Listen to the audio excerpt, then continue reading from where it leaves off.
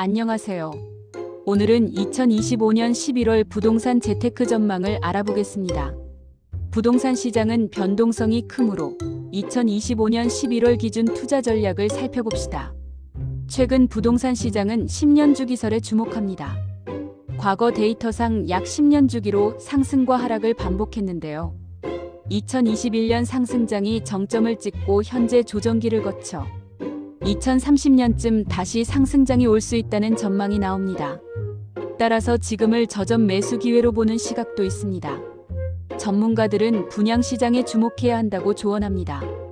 지금 분양을 받으면 입주 시점이 2027년 전후로 2030년 상승장과 맞물릴 수 있다는 분석입니다. 물론 투자는 신중해야 하지만 장기적 관점에서 분양 시장을 고려할 만합니다.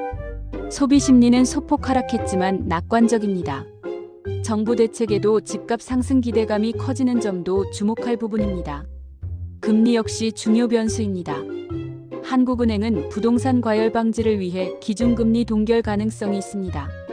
미국의 금리 인하에도 국내 집값 상승세가 꺾이지 않으면 금리 인하가 쉽지 않을 것입니다.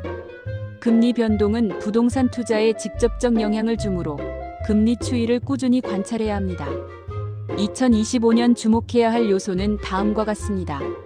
첫째, GTX 수도권 광역급 횡철도 노선 개통. 예정지역이나 천안 같은 교통 거점 도시는 수혜를 볼 수 있습니다. 교통망 확충은 부동산 가치에 중요합니다. 둘째, 2026년부터 주택 공급이 급감할 예정입니다. 특히 서울은 순감시대로 접어들 수 있습니다. 공급 부족은 집값 상승으로 이어질 수 있으므로 장기적 주택 확보 전략이 필요합니다. 셋째, 환율 변동입니다. 미국과의 금리 격차 축소 등으로 환율이 안정되면 한국은행의 금리 인하 여력이 커질 수 있습니다. 환율 안정은 국내 경제 및 부동산 시장에 간접적 영향을 줍니다.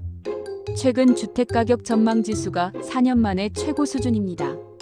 이는 1년 뒤 집값 상승을 예상하는 응답자가 늘었다는 의미입니다. 일부 전문가는 2025년 부동산 시장을 생존 전략이 필요한 시대라고 강조합니다. 인구, 금리, 정책 변화 등을 고려해야 합니다.